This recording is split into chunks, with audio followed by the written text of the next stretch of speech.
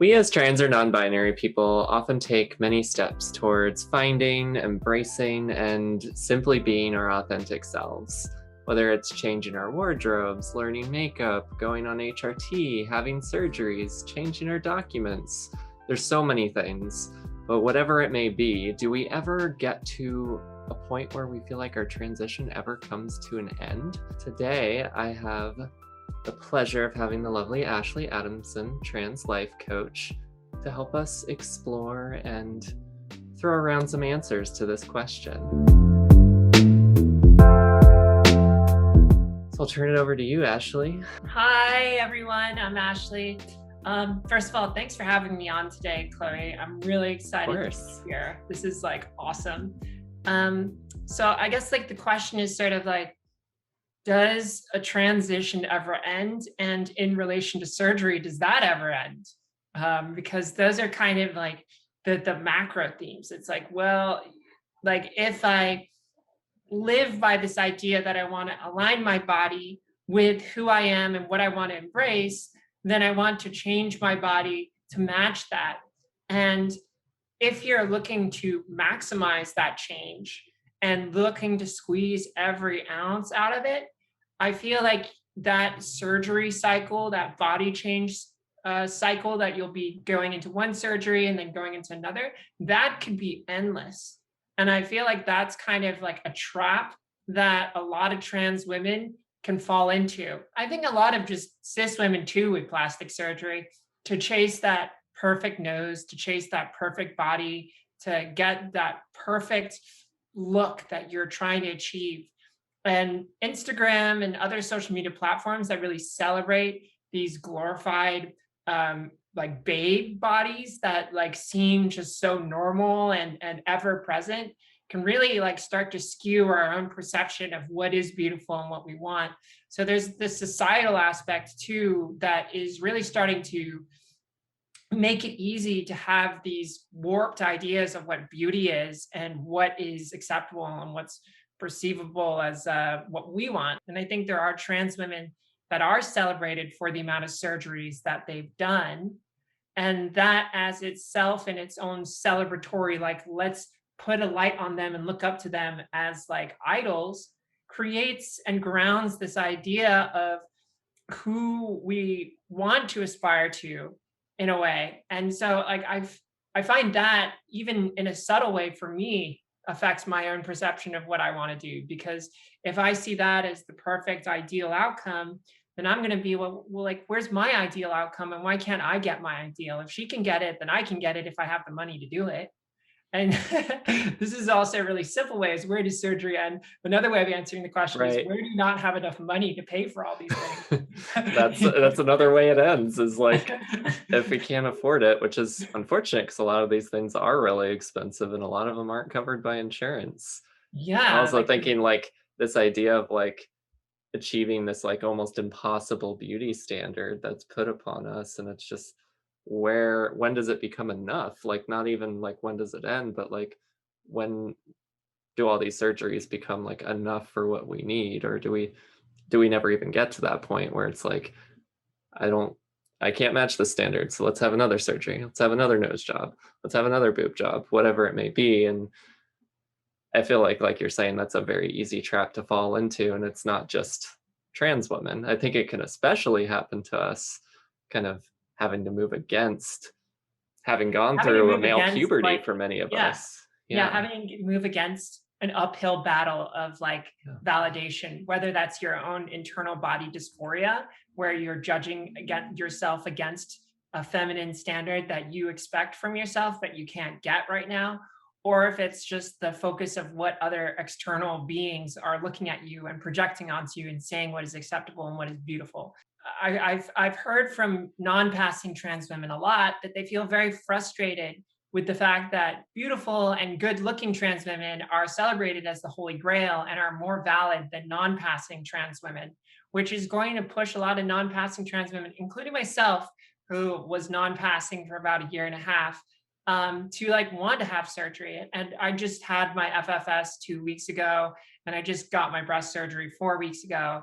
And so I'm just like fresh off the boat with surgeries. And I'm like, yeah, this feels great. And it's awesome that my forehead doesn't cause me dysphoria. But it's like once you open that door, it's a lot harder to close it. And I think like this is something that begins as soon as you open the first door, which is I can transition. Yeah. It becomes a part of the inner narrative that can grow. It's the seed of change, which is a good thing to embrace what you want. But that seed can grow into all kinds of ways. And it's like, well, like once I can change my gender and I can take hormones, I can change, that means I can change my body. And if I can change my body, what do I want to change? And what does surgery allow me to change? And then you get put in touch with the medical system and you talk to doctors who can literally do this. So when I went into my breast surgeon to talk to him about it, he's talking about my like the rib cage and my shoulders and how my like I feel like every trans woman says this, but they say my shoulders are too wide and my hips are too small. And like Yeah. that was the typical conversation we were having with the doctor. And then he's like, well, yeah, your shoulders are a bit large and we're trying to design this boob size around the right shoulder width. But having this conversation with the surgeon kind of like validates your own perception that your shoulders are too wide. So then you get a little Yeah. bit more dysphoric. And I think when you talk about your face with a surgeon, they'll be like, well, your nose is like a little bit masculine. Or what I heard was like, for me, it was like, well, your chin is like, it could like come out a little bit more and that would look more. And I'm like, dude, I wasn't even thinking about this. I never had a problem with Yep. this. Now we're talking about you being able to make something better about me that I never considered would be something better about me. Yeah, You that know? that that happened with, like, my experience with FFS too, just in terms of maybe I'll just shave my jaw and that's it. And then the doctor is amazing, did a wonderful job, I think, and he's a very nice person too, but here are, like, 5 or 6 other things that I think you might want. I didn't even realize that, like, making my ears smaller was a thing. No, I'm not gonna do that because that seems ridiculous. Nose Yeah. job was something that was suggested, and I still go back and forth as to whether or not I want to actually do that because I didn't do that the first time around. But that's kind of like, will that be enough? Yeah, Hard. like I didn't have dysphoria with my forehead until I spoke to a facial feminization surgeon. And he was like, Mm, the most gendering thing with anyone's face is your forehead. And then I started to really like pay attention to my forehead.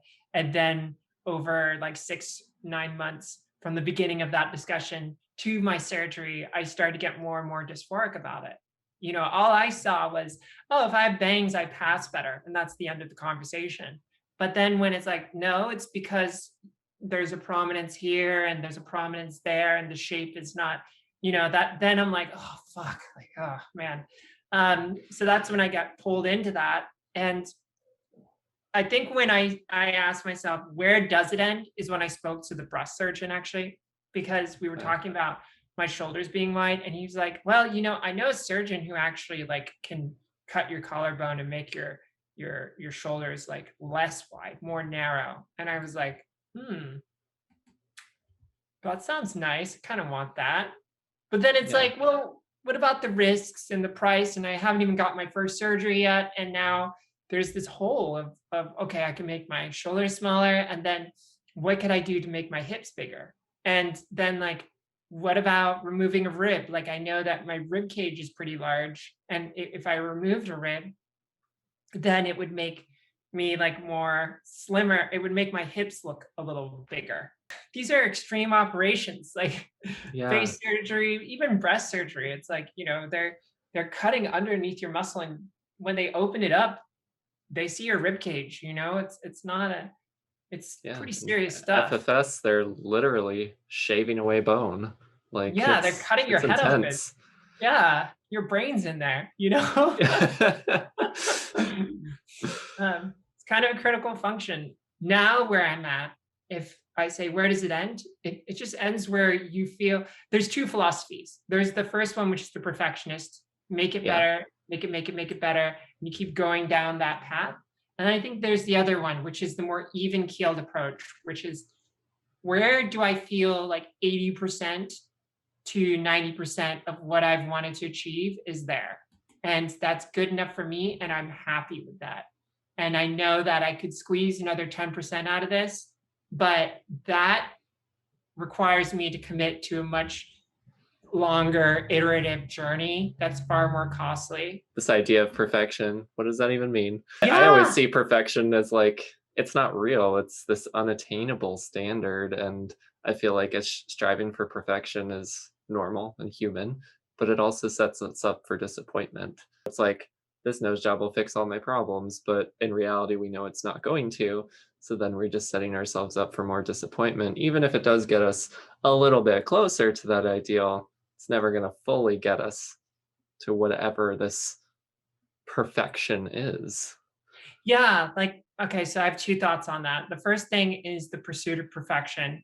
And then the second thing is the limitations of the external world versus the internal world. Mm, So the first thing is like the pursuit of perfection. The great thing about being able to have an idea of what perfection is it gives us a bar to like have something to aspire to. Like if your world feels like, wherever it is, if you can think of an ideal world or perfect world, then you have this distance where you can kind of help move yourself towards a better world, right? And I think like you and I think other people want a better world to live in, right? We have an idea yeah. of a better world that we can live in, and what is it that we can do? And like things like the Chloe connection and the channel that I have, we're trying to create a better world, right? Like you can imagine a better world, and other people are suffering, they're having pain, and especially trans people, and you're enabling a better world to happen. And that's what we're doing today. Our intent is to create a better world. But will we achieve this perfect world? Well, I don't think so. Perfect doesn't exist. As soon as you get closer to perfect, you can move the bar to a more perfect world. And that's Yeah. that endless pursuit of surgery, right? Like And it's once also I like have, what your perfect world is probably different than my perfect world. So it's like we're moving in we can't even towards agree on the different, same. yeah, because it's all Yeah. subjective too. Yeah.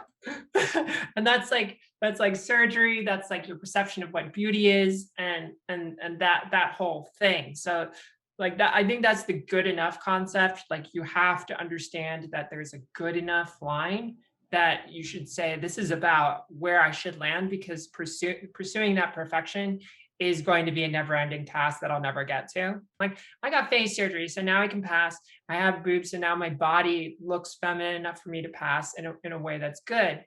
And so, can I arrive at good enough there, or is there more that I want to pursue? And this ties into the second thing, which is the limitations of the external world versus the internal world, which I'm writing about in this piece about this femininity guide, and how to kind of like accept yourself, that I'm going to be releasing soon. And if you want to check that out, you can go to my YouTube channel, or I told you about this website, like Transgender Transformation. I'm going to launch that .com. But And I'll put the links to everything in the yes, description below. So to make it easy for everyone. yes. But it's the external versus the internal, and this is the most nuanced but intuitive thing that we do in our transition. You use something in the external world to access a part of something within you in your internal world. A great example is you put on makeup, you put on a dress. These are things in the external world that are very easy to do. You literally just go and you buy something and you put it on, right? But what happens that's magical is your internal world changes. And suddenly you feel that gender euphoria, you feel that happiness, and you're like, wow, like I feel feminine, and I feel like I'm learning how to accept this aspect of me, this feeling of me. And so that's beautiful, right? But how much gender euphoria do you get now when you put on a dress? I mean, I feel like I still get a lot. It's different though. But how much It's is it compared to when you first started doing it? I mean, it's probably lower. I feel like it's different in sense because it's like when I early in my transition, when I started my transition, allowing myself to finally like start living my life as a woman, there's a lot more euphoria from just like the newness, the excitement, letting this part of me out into the world. But I think there's also the dysphoria that can come into when things don't fit me in the way that I want them to in my mind, kind of that mismatch between like what I see on the inside and what I see in the mirror and what other people see.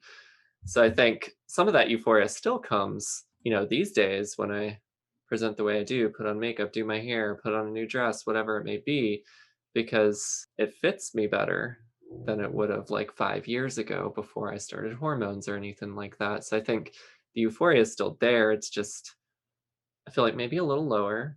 It's a little different, but I also think more persistent too. It's kind of just like a baseline.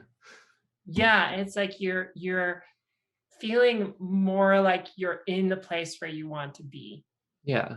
It's right? kind And of it's kind of like just things feel right. It's not like, "Oh my god, this is super super exciting. Oh my god, oh my god, oh my god." It's more just like, "This feels right, and I feel comfortable." It's kind of just like yeah, peace. yeah, it's like you found your kind of like your baseline, your center where you're like, this is where I want to be. Mhm. And like with the external world, you've been able to change your face, you've been able to change your body, the external aspect, to really help you work with this internal aspect of yourself. So when you wear a dress, you are still like triggering this internal aspect through like your appearances, through your face, through your boobs, through the surgeries basically, and your dress. And you get to cultivate this internal aspect of yourself. But like there's this limitation with, let's say, surgery or just with the external world in terms of validating you. Like i Sure. i don't know how much I could do to really get myself to this ideal form of what I want to achieve. And this is where the surgery ends. Like, do I want to keep relying on the external world to be the source of validation for my internal world? And that's where you draw the line. And my struggle is just a regular struggle that cis women have. To be honest, my body's pretty good for a cis woman anyways. Yeah, my hips are narrow, but my mom's hips are narrow, so is my sister's.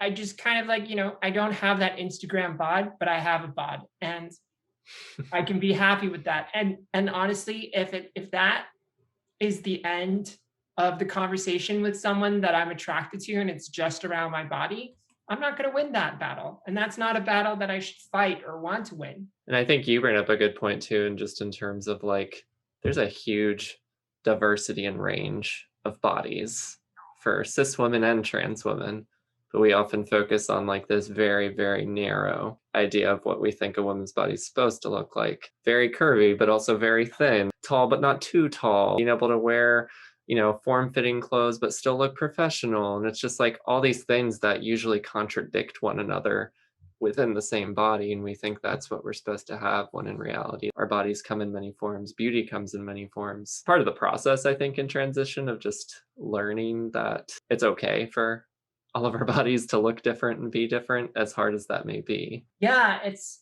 I consider it to be selective processing. I have to look at bodies and accept that they're different and that they're not perfect. And by doing that, I can now change my relationship with my own perception of my body and look at it and go, it's not perfect, but I've seen cis women with broad shoulders. I've seen cis women with small hips, like with less curves than me. I remember my conversation with my voice coach who got FFS and referred me to my FFS surgeon, who is Dr. Kiyojampa. I asked her, and she was like, well, like I was thinking about FFS the first year, but then by the third year, I really needed it. It became a necessity. And that was the same for me. It went from like, maybe I'll get FFS to like, oh my God, like I can't wait for this FFS date. Yeah. Like I really, really, really want it. And that's a symptom of opening the door. When you say it's like, now that I can open this door and I can change these things, you're starting to recondition what's acceptable and what's not. And Exactly. starting to like or dislike certain things. We could probably talk about this for Oh, hours. yeah, I can go We on could just forever. keep going on and on and on, and I love everything we've talked about so far. But kind of, and we already touched on some of the other questions that I was thinking on, like tapping into the physical aspects, the surgery aspects, the internal and external aspects, tapping Yeah. in a little bit into like, kind of the mental and emotional aspects. Like, it's not just physically changing our bodies, there's also like a lot of mental processes that we go through too. Um, so I guess, So many mental processes. Oh my God. and those are the parts I always gravitate towards as a future psychologist.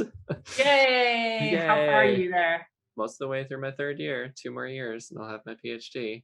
You're gonna help people get vaginoplasties? Maybe, I don't know. I do want to help trans people. I don't know what part of that process that will be. That's an appropriate response. Not every trans girl wants a vaginoplasty, but I definitely like that is one of the things you have to see a psychologist for. Yeah. It's so stupid. It is stupid. Yeah, I think my bigger goal is to want to help people just find their authentic selves, whatever that means to them. And then, if we still have stupid letter requirements, which we probably still will, I want to be able to do that too. Here's your vagina letter. Here's your boob letter. Here's your hormone Here's my letter. depiction of your future vagina, and I've signed it down below. There you go. Kind of in closing, final thoughts. Does transition ever end? What do you think? My final thoughts are, the transition ends when you are ready to accept that you've arrived at the place that you're most comfortable, and that you are not looking towards this perfection that will be this moving target that continually moves further away from you. And that you say, you know what, I could go further, but I'm not going to, because I'm really happy where I am. And sure, this will make me perhaps look 5% better, but I don't need it. It's not going to change me. I think that's where it ends. Does it ever end? For some people, it may never end. And I think that's an underlying, it's up to the person and how they perceive things. And if there is this pursuit of perfection and they're continuing to do surgeries, there's nothing wrong with that. But I would call into question, where is your self-acceptance? Where is your self-validation? And where is your happiness? If all of those things feel like green light, very solid for you, and this is just like, you know what, I can get more and I can pay for it and I'm going to do it and that's fine, go right ahead. Yeah. But like, I would argue that most people going down that route are looking for some external changes to get some kind of internal validation. And once you've gotten a certain distance, 80% or 90%, I think that's where it should end. Important question to ask is just like, who are you doing this for? You doing this for yourself, or are you doing it for other people? That's a really hard question to parse out.